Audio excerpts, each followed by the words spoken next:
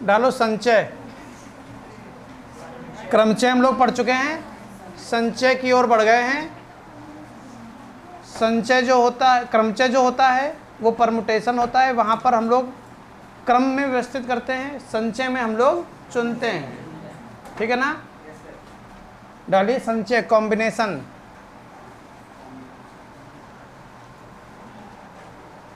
डाला। इसमें लिखिए एक दिए हुए समुच्चय से एक बार में कुछ अथवा सब अवयवों को लेने पर, एक दिए हुए समुच्चय से एक बार में कुछ अथवा सब अवयवों को लेने पर जितने उपसमुच्चय बनते हैं, जितने उपसमुच्चय बनते हैं उन्हें संचय कहते हैं, उन्हें संचय कहते हैं।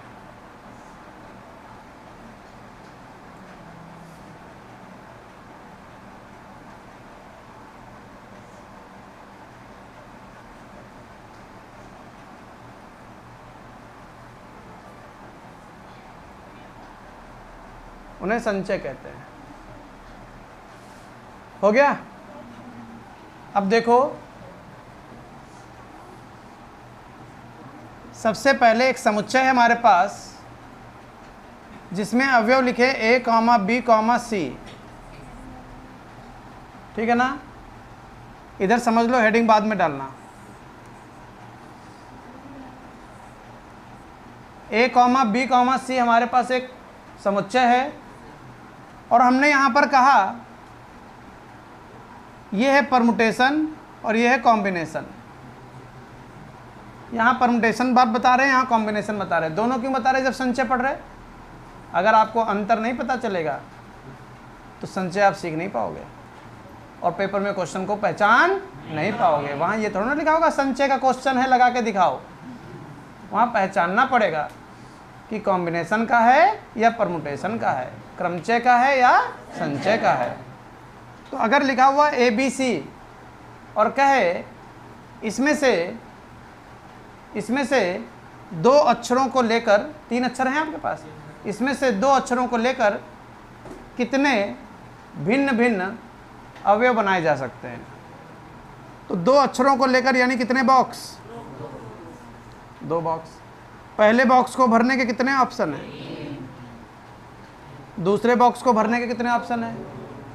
2। क्लियर हुआ? यहाँ तक बात समझ में आ गई? तो 3 दूनी 6 बने, जिसको हम लोग इस तरीके से भी कह सकते थे 3 हैं, उसमें से 2 से हमें क्रम बनाने हैं, क्रमचय बनाने हैं। तो 3p2, 3 को खोलो 2 पदों तक, 3 गुणे 2, 3 दूनी 6। आई बात समझ में? अब आ गए हम लोग कॉम्बिनेशन पर। फिलहाल आपको फॉर्मूला नहीं मालूम है, लेकिन हम ये कह सकते हैं कि इसमें से 2 चुनने हैं, 2 लोग चुनने हैं, व्यवस्थित नहीं करने हैं, केवल चुनने हैं। तो कितने लोग हैं? चुनने हैं, इसलिए C। यहाँ व्यवस्थित करने थे इसलिए P, यहाँ चुनने हैं इसलिए C फॉर कॉम्बिनेशन और P फॉर परमुटेशन। क्लियर हुआ? C और P क्यों आया ये इतने बात क्लियर है। 3C2 समझ गए? जिसका आंसर आएगा 3। अभी आपको पता नहीं चलेगा कैसे 3 आएगा, बस आंसर 3 आएगा, बस इतना ध्यान रखो। क्लियर है? अब ये 3 आया तो सूत्र हम अभी आप बता नहीं रहे क्योंकि अभी हमने सूत्र सिखाया नहीं आपको। बस हमने सिर्फ ये बताया कि 3 लोग थे, 2-2 को चुनना था, जिसको हम क्या कह सकते हैं? 3। केवल 3 आंसर आएगा। कैसे आया ये आपको नहीं मालूम ना, हम बता रहे हैं। फिर कैसे तुम यकीन कर लोगे? हम तुमको चित्र बनाकर सिखाएंगे। कैसे सिखाने जा रहे हैं? छोटा चित्र है, बना सकते हैं। उसने बोला एक दिए हुए समुच्चय से एक बार में कुछ अथवा सब अवयव को लेकर जितने उप समुच्चय बनते हैं, जितने उप समुच्चय बनते हैं उन्हें हम क्या कहेंगे? संचय कहते हैं। अब बताओ 2 2 लेकर कितने उपसमुच्चय बना सकते हो? चैप्टर 1 तो पढ़ा है तुमने, ए कॉमा बी, दूसरा बी कॉमा सी कॉमा, और बताओ तुम कोई और मन हो तो। अब ये मत कहना ए कॉमा सी, बहुत लोग कह रहे हैं ए कॉमा सी, क्रम आगे पीछे क्यों कर रहे हो? सी ए और ए सी एक ही चीज है, सी ए और ए सी एक ही चीज है, नहीं समझ पा रहे बात को? भैया ये दोनों एक ही चीज हैं, चाहे सी ए बोलो चाहे ए सी बोलो, चाहे बी और सी बोलो चाहे सी और बी बोलो, चाहे ए और बी बोलो चाहे बी और ए बोलो। समझ गए? यहाँ पर केवल चुनने के प्रकार हैं, चुनने के बाद उनको कहीं व्यवस्थित नहीं करना है। नहीं समझ पा रहे बात को? क्या हमारी बात समझ पा रहे हो? केवल क्या करना है? चुनने हैं। 3 लोगों में से 2 लोग चुनने हैं। कितने प्रकार से चुन सकते हो? 3 प्रकार से लिखे हुए हैं। आई बात समझ में? क्लियर हुआ? कैसे पता चला? 3 चित्र से, ग्राफ बनाकर समझा दिया। यही है क्या? संचय। परमुटेशन में क्या होता था? इनके क्रम पर ध्यान दिया जाता था। ए आगे सी पीछे, ये एक दूसरा क्रम है। सी आगे, ये एक दूसरा क्रम है। लेकिन कॉम्बिनेशन में इनके क्रम पर ध्यान नहीं दिया जाता है। क्या आई बात समझ में? केवल उन दोनों को वहां से लेकर आना है। क्या इतनी बात सबको क्लियर हो गई? ये हमने सिर्फ तुमको ये सिखाया है कि परमुटेशन और कॉम्बिनेशन में अंतर क्या है, यही अंतर है। यहाँ 6 प्रकार से क्रम बनेंगे, 2 2 करके कितने प्रकार से क्रम बनेंगे? अब चलो इसका भी चित्र बना देते हैं। इसका तो बना ही दिया, इसका भी चित्र बना देते हैं। पहला ए बी, दूसरा बी ए, क्योंकि क्रम पर ध्यान दिया जाता है, परमुटेशन है। अगला बी सी, अगला हाँ, अब बात समझ में आई। ए सी सी ए, गिन लो कितने हैं? 1 2 3 4 5 6, 6 तो बताए थे। यहां पर क्रम पर ध्यान दिया जाता और यहां पर क्रम पर ध्यान, पता चल गया कॉम्बिनेशन परमुटेशन में अंतर क्या है? यहाँ पर चुनकर केवल बाहर रख देना है। 5 लोग बैठे हैं, उसमें से एक बच्चे को चुनना है, एक बच्चे को चुनना है। 5C1, 5 बच्चे बैठे हैं, उसमें से एक बच्चे को व्यवस्थित करना है। 5P1, समझ गए? 5 बच्चे बैठे, उसमें से 2 बच्चों को चुनना है। 5C2, clear? 5 बच्चे बैठे हैं, उसमें से 2 बच्चों को किसी और स्थान पर क्रम से बैठाना है। अगर केवल क्रम की बात करेगा तो 5P2। एक तीसरा क्वेश्चन जो पेपर में आएगा, 5 बैठे हैं, उसमें से कोई 2 सेलेक्ट करने हैं, सेलेक्ट करने के बाद उनको बैठाना है। तो 5 में से 2 चुनो पहले, 5C2 गुणें, और फिर उनको व्यवस्थित करो। 5 लोगों में 2 चुनकर लाए हो, 2 लोगों को चुनकर लाए हो, उन 2 लोगों को कितने प्रकार से बैठाओगे? 2 प्रकार से बैठा दोगे। नहीं समझ पाए? क्या आई बात समझ में? ऐसे ऐसे बैठा दो या ऐसे ऐसे बैठा दो। क्लियर हुआ? यानी कि अभी हम लोगों ने परमुटेशन खत्म किया है, कॉम्बिनेशन शुरू करने जा रहे हैं, और जैसे ही कॉम्बिनेशन खत्म होगा दोनों के मिक्स क्वेश्चन भी बन जाते हैं। क्लियर हुआ कि नहीं क्लियर हुआ? तो आगे बढ़ते हैं। तो ये सबको इतनी बात समझ में आ गई? अगली हेडिंग डालिए, संचय ज्ञात करना।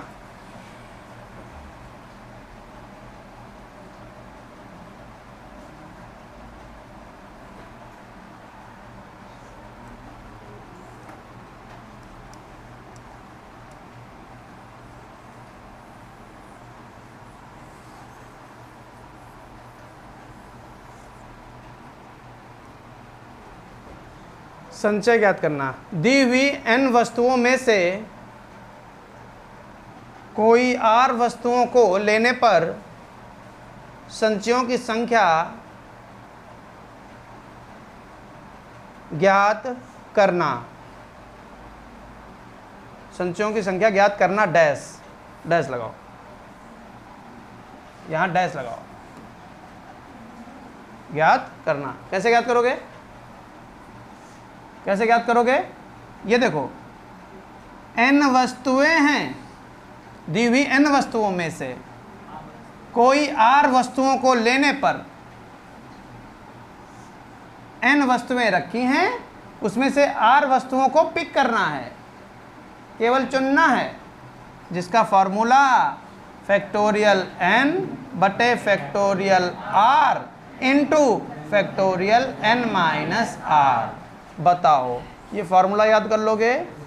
अरे ऐसा ही तो फॉर्मूला NPR का था, ऐसा ही था, लेकिन ये नहीं था। फैक्टोरियल n बटे फैक्टोरियल n माइनस r और NCR फैक्टोरियल n बटे factorial r into factorial n minus r। अंतर है, अंतर है। क्यों अंतर है? ये फैक्टोरियल r से भाग क्यों किया?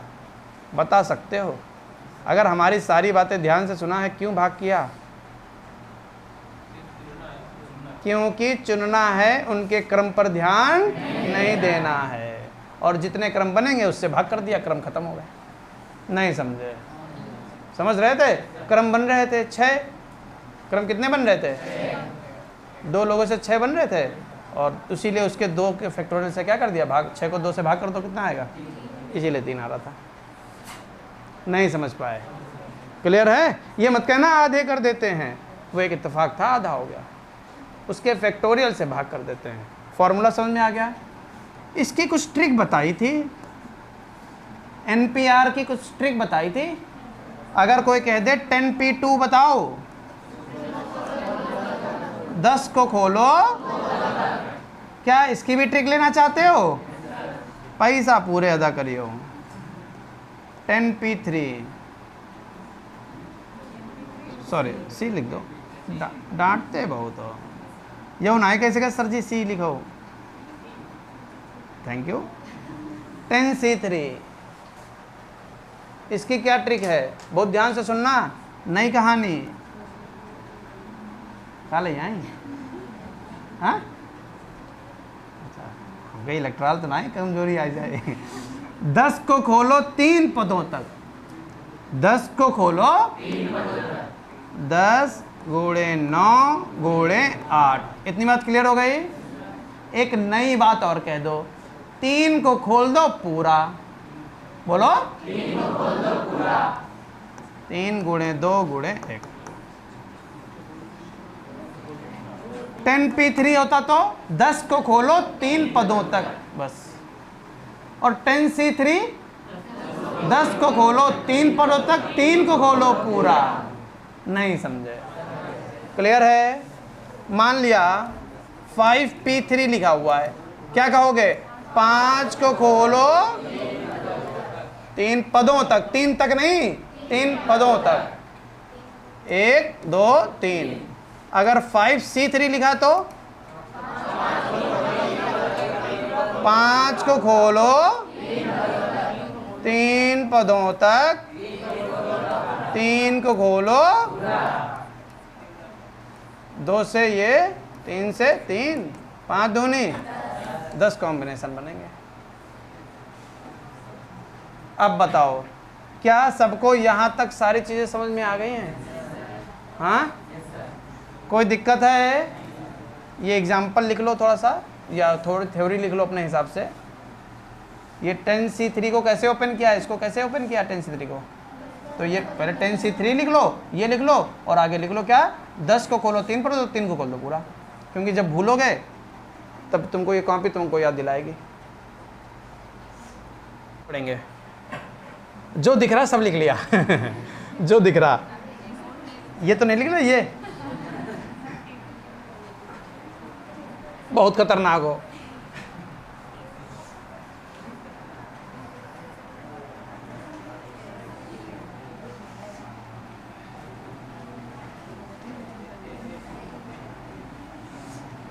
ये 4 प्रमेय हैं, उपप्रमेय, जिनका प्रयोग होगा।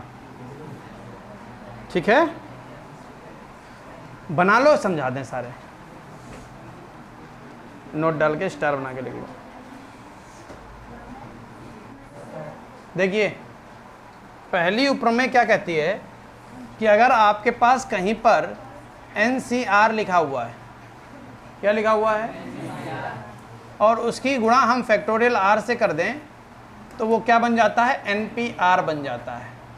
आप समझ गए होंगे खुद ही, क्योंकि NCR का जो फॉर्मूला होता है वो आप क्या कहते हो, फैक्टोरियल N बटे फैक्टोरियल R फैक्टोरियल, यही तो कहते हो। और उसकी गुणा किससे करा रहा है, फैक्टोरियल R से गुणा करा रहा है। इसका मतलब फैक्टोरियल R से फैक्टोरियल R कट जाएगा, और फैक्टोरियल N बटे फैक्टोरियल N माइनस R, ये तो NPR का फॉर्मूला है। वही तो वो भी कह रहा है। उसने क्या कह दिया, कुछ नई बात कह दी, हटा दें। ठीक है, अगली बात सुनो। वो कह रहा है NPN का मान फैक्टोरियल N होता है। 5 वस्तुओं में 5 वस्तुएं हैं और उसको 5 स्थानों पर बैठाना है। कितने प्रकार से बैठा सकते हो, 5C5 अर्थात फैक्टोरियल, समझ गए। यानी n वस्तुएं हैं, n स्थान पर बैठाना है, कितने प्रकार से, तो NPN का मान क्या होता है, लेकिन NCN का मान कितना होता है, 1 होता है। कैसे, वो समझ लो।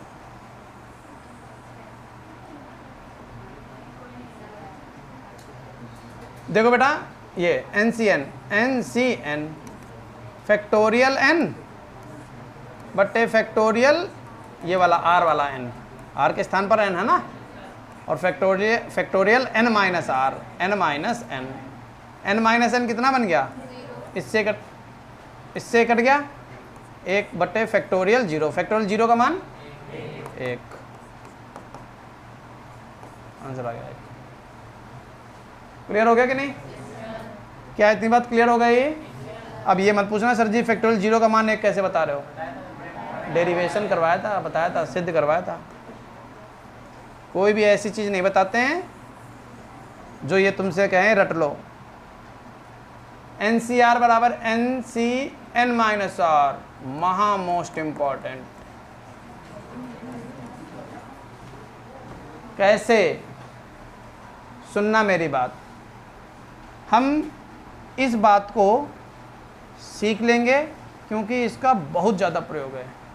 कब प्रयोग है वो सुनना। हमने लिखा 10C9,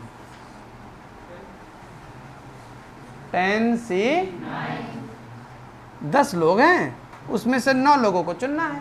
10C9, इसको ओपन कर दो, ट्रिक लगा दो, 10 को खोलो 9 पदों तक, 9 को खोलो पूरा। ये कोई ट्रिक है, ये कोई ट्रिक है, लिखते चले जाओगे कहाँ। अच्छा लो, अच्छा है ट्रिक, लो।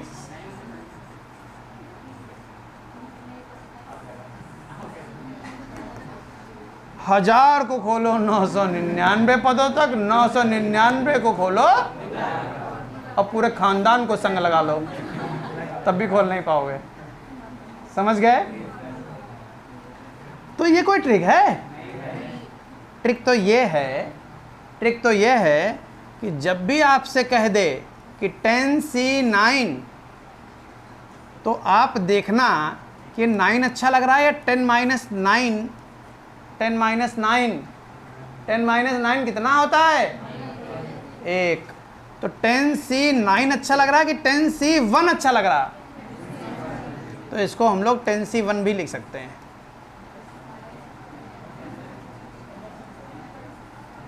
अब देखो कितना सरल हो गया।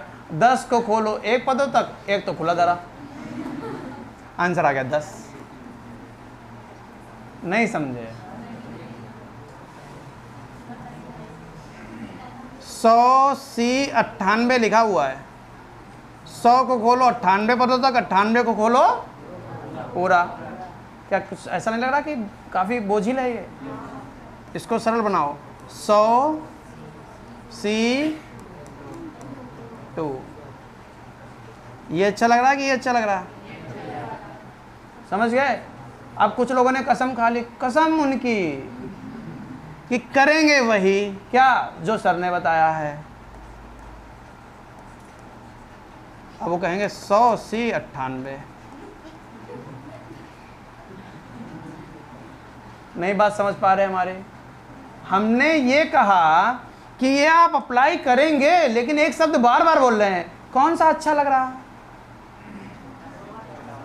ये कि ये अच्छा लग रहा ना, तो ये मत लगाना। वो कॉन्सेप्ट अपनाना है जहां से क्वेश्चन छोटा लगे। अगर आपसे कोई कह दे 50 C3, इसको मन में घटाओ, 50 C 47, घटा कर लिखोगे क्या? यही सही है, ऐसे हल कर लो। और अगर ऐसे लिखा होता 50 C 49, तो एक तो ये है लगाने का तरीका, और एक तरीका क्या बनेगा? 50 में से 49 घटा लो, कितना आया? एक वाला अच्छा लग रहा कि ये? अब तुरंत कहना कि इसको हम 50 C 1 कह सकते हैं, अर्थात आंसर आ गया 50। नहीं क्लियर हुआ? अब बात समझ में आई? लेकिन ये नहीं समझ में आ रहा कि ये 50 कैसे आ रहा, मतलब घटा के कैसे कर दिया? डेरिवेशन कर लो डेरिवेशन कर लो, अभी वो भी पता चल जाएगा।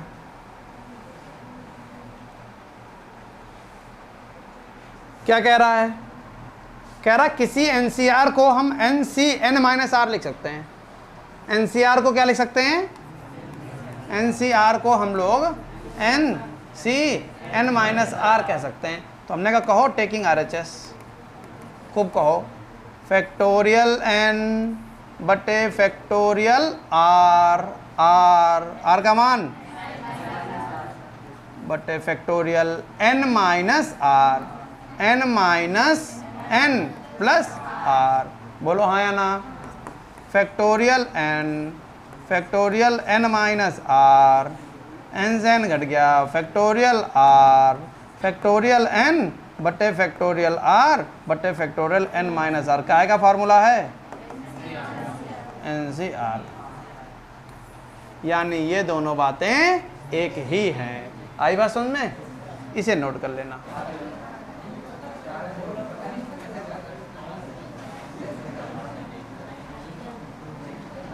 देखिए,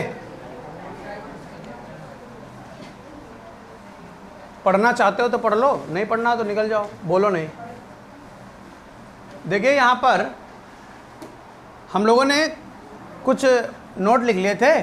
एक लास्ट नोट था कि NCX बराबर NCY। क्या? NCX बराबर NCY, तो n बराबर x प्लस वाई होता है या x बराबर y होता है।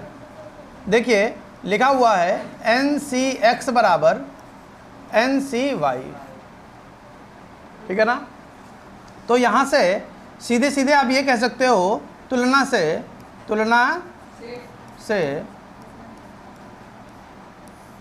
से क्या कि x और y आपस में बराबर होंगे।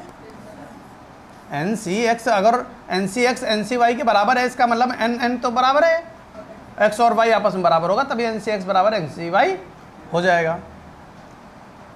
अब लिखेंगे यदि x not equal to y, x not equal, कभी कभार x y के बराबर होता है और कभी कभार बराबर नहीं होता है। बराबर तो हो गया, और यदि बराबर नहीं है तब क्या होगा?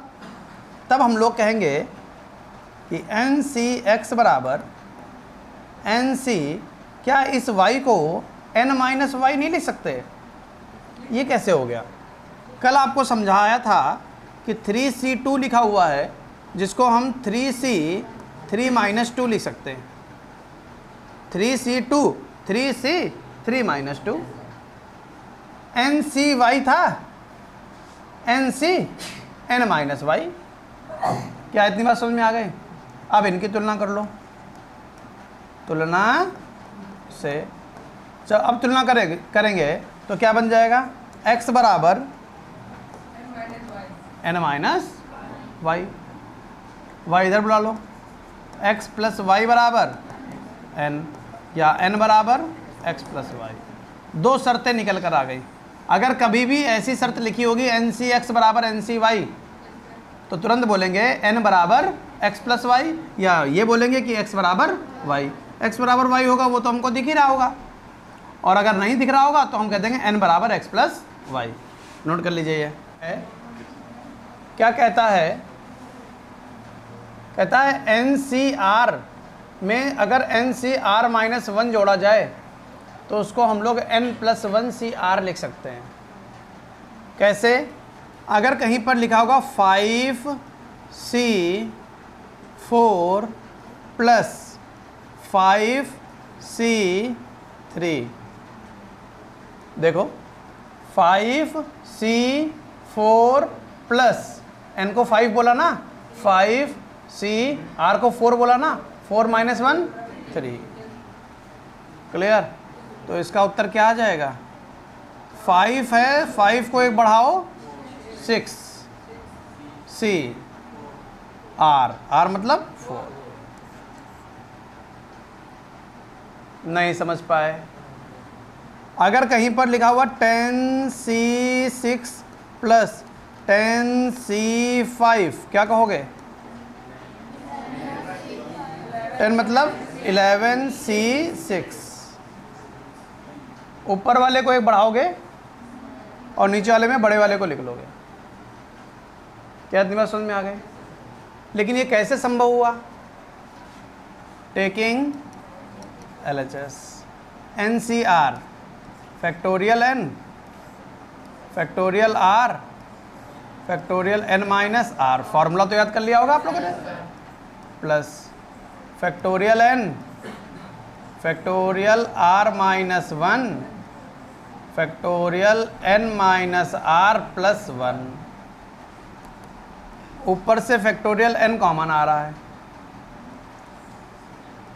1 upon factorial r factorial n minus r, 1 upon factorial n minus 1 sorry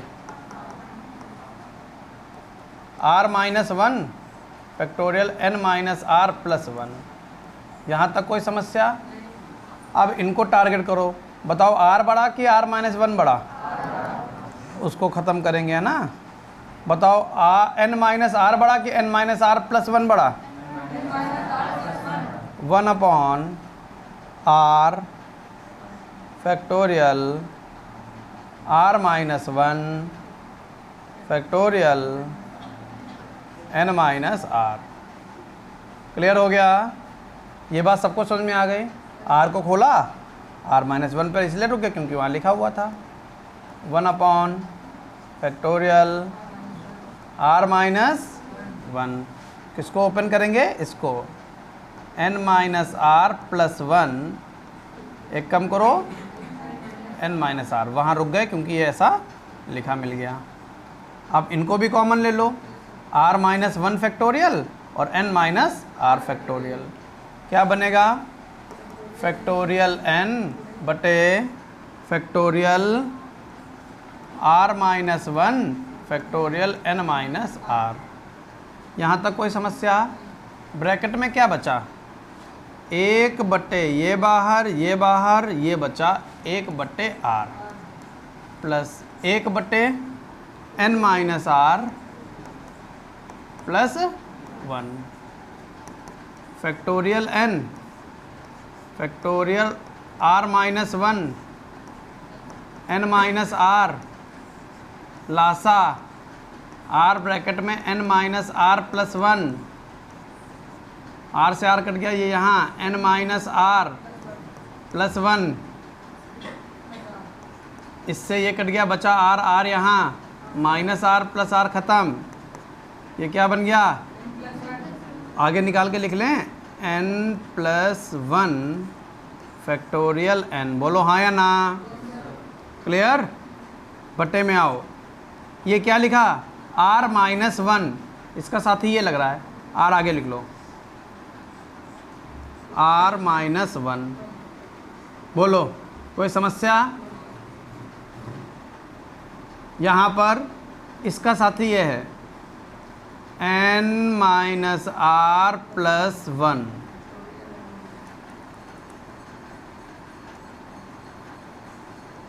n minus r plus 1 ये लिख लिया, इसके फैक्टोरियल n माइनस आर। बताओ ये जो हमने लिखा है ये कोई समस्या? ये इसके साथ लिख लिया, ये इसके साथ लिख लिया, ये इसके साथ लिख लिया। अब एक कहानी आपको क्रमचय की याद आएगी जिसमें हमने फैक्टोरियल सिखाया था। हमने कहा था कि अगर कभी भी फैक्टोरियल 3 लिखा हुआ है और उसके आगे क्रमागत बड़ा नंबर लिखा हुआ है, 3 के बाद कौन आता है? क्रमागत नंबर आगे वाला बड़ा लिखा हुआ है, तो ये फैक्टोरियल 4 बन जाता है। याद आया कुछ? अगर 5 लिखा और अंदर लिखा फैक्टोरियल 4 तो ये क्या बन गया? क्या ऐसा तो नहीं लिखा कि ये n है और n से जस्ट एक बड़ा ये लिखा हुआ है, तो ये क्या बन गया? Factorial n plus 1। पूछो क्या जो ये लिखा है उससे जस्ट एक बड़ा ये लिखा है? तो ये बन गया फैक्टोरियल r। क्या जो ये लिखा उससे जस्ट बड़ा एक ये लिखा है? n minus R plus 1। ये इसका फॉर्मूला होता है n प्लस 1 सी आर। लगा के देख लो, factorial n plus 1 factorial r बटे factorial n minus R plus 1। या ऐसे कहो, ऐसे फिर से देखो, इधर देख लो, n प्लस 1 सी आर। इसको इधर लगा के देख लो, n प्लस 1 तो क्या बनेगा? फैक्टोरियल n प्लस 1 बटे फैक्टोरियल r बटे factorial n plus 1 minus r। क्रम से लिखो इसको, n plus 1 factorial r n minus r plus 1। देखो भाई लिखा है, समझ गए? तो ये आ गया हमारा आंसर, डेरिवेशन था ये। बात करते हैं एग्जाम्पल 1 से फटाफट। जो लिखने लायक क्वेश्चन होंगे वो लिखा दिए जाएंगे, बाकी आप होशियार हैं। लिखा हुआ है 12C5 का मान बताओ, जिसकी ट्रिक आपको हमने बता रखी है। 12 को खोलो 5 पर होता है, 12, 11, 10, 9, 8 हो गए 5 पद, और 5 को खोल दो 5, 4, 3, 2, 1। क्लियर?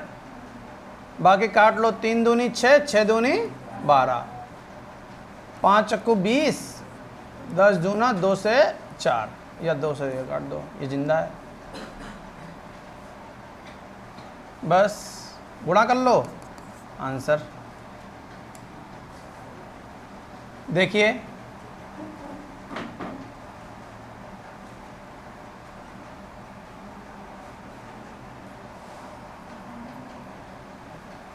कह रहा है NC8 बराबर NC2 है। ऐसा फार्मूला याद क्या? हाँ, NCX बराबर NCY, NC8 बराबर NC2, तो NCX बराबर NCY। तो हमने क्या शर्त बताई? लिखेंगे चूँकि NC8 बराबर है NC2 के, इसलिए n बराबर 8 प्लस 2, n बराबर x प्लस वाई होता है। x का मान 8 है, y का मान 2 है। बताओ तो n का मान कितना आ गया? 10। n का मान 10 आ गया। कह रहा NC2 का मान बताओ। NC2 अर्थात 10C2। 10 को खोलो 2 पर तक, 2 को खोलो पूरा,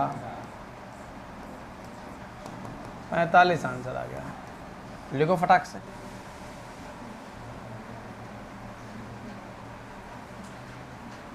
देखो क्या लिखा हुआ है,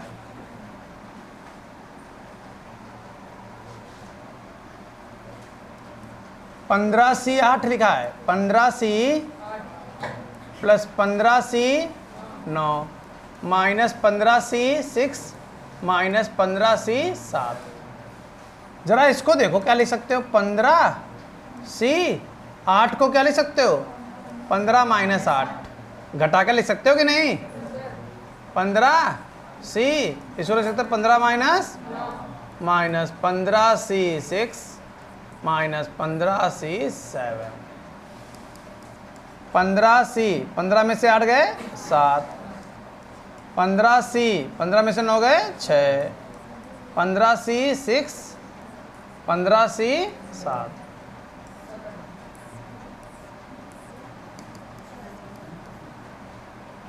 नहीं समझ में आया? बनाओ।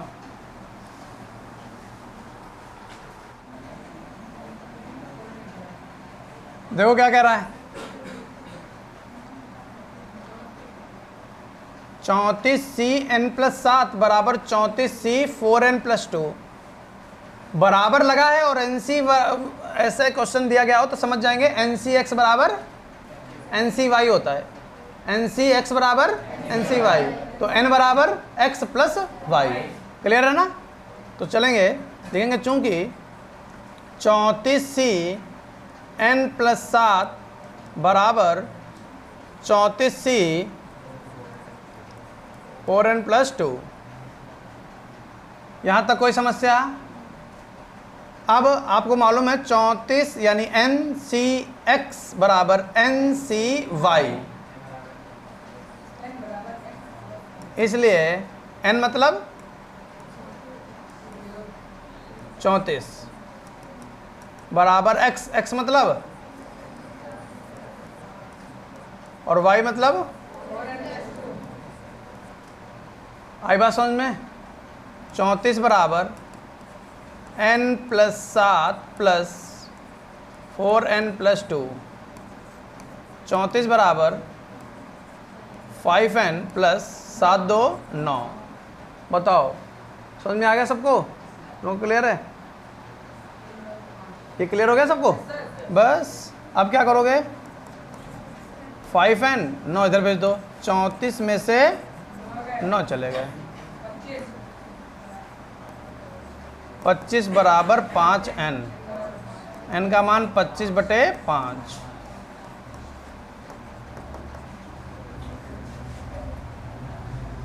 n का मान ज्ञात करना है।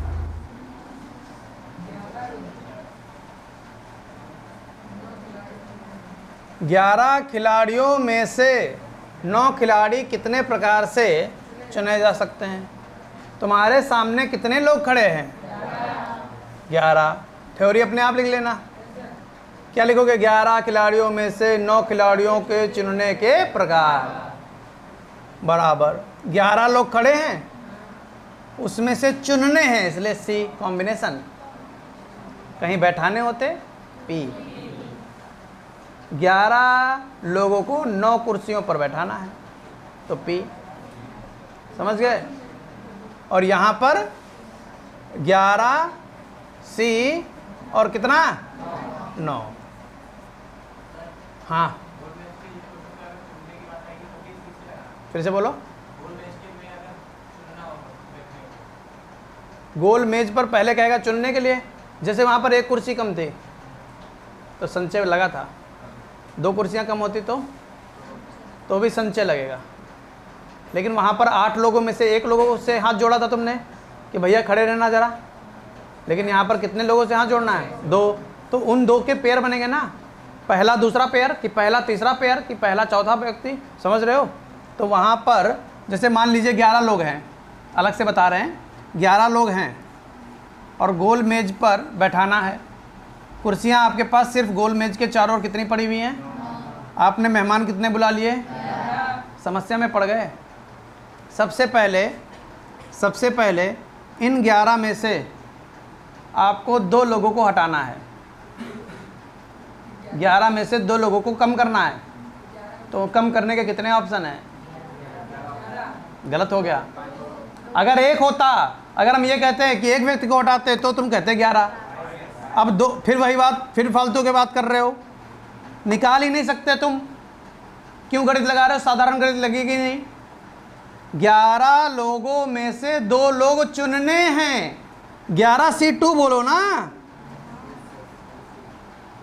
नहीं समझ पा रहे?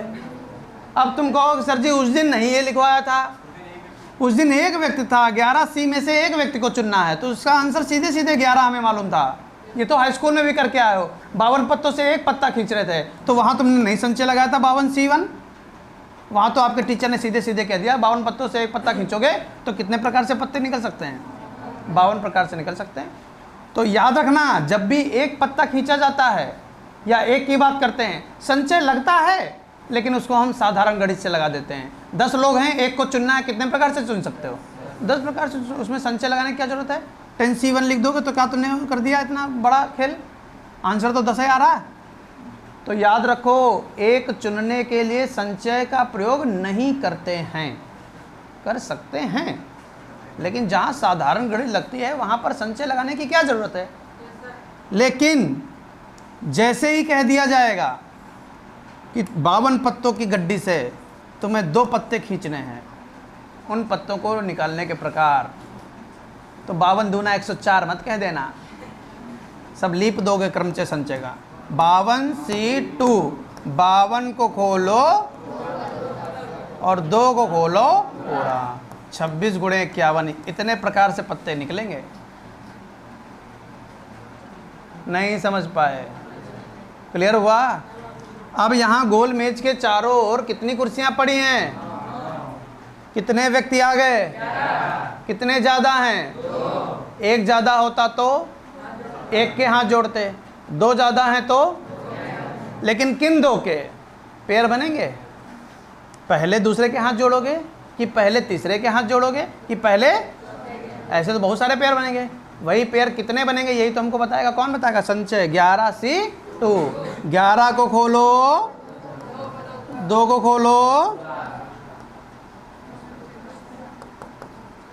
55 आएगा। कितना आएगा? 55 तरीके से तो तुम उनको अलग कर सकते हो। 2 लोगों को कह सकते हो कि जाओ तुम वहाँ बेडरूम में बैठ जाओ जाके, 55 तरीके से उन 2 लोगों को। समझ गए? 11 में से जो 2 लोग चुनोगे उनको बेडरूम में बैठाने के कितने प्रकार हैं? 55 प्रकार। ये हो गए गुणे। अब बाहर कितने लोग खड़े हैं? 9 लोग। कुर्सी कितनी? गोल मेज के चारों ओर 9 व्यक्ति, 9 लोगों, 9 कुर्सी पर बैठाने के लिए कितने? अब बताओ, नहीं समझ में आया? बिल्कुल क्लियर है?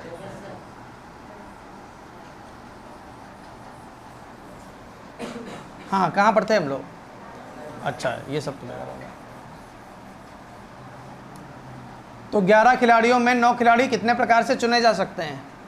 11 लोग थे, बैठाना नहीं चुनना है। 11C9, 11 को खोलो, 9 पर तक बड़ा नहीं लग रहा? 11C2 बोलो। 11 गुणे 10 बटे 2, 5, 55।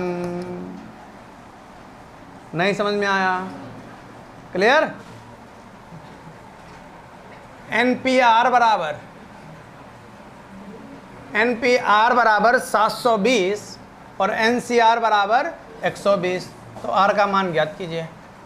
सबसे पहले कहेंगे चूंकि NPR बराबर 720 फैक्टोरियल N बटे फैक्टोरियल N माइनस R। पूछो? नहीं पूछोगे?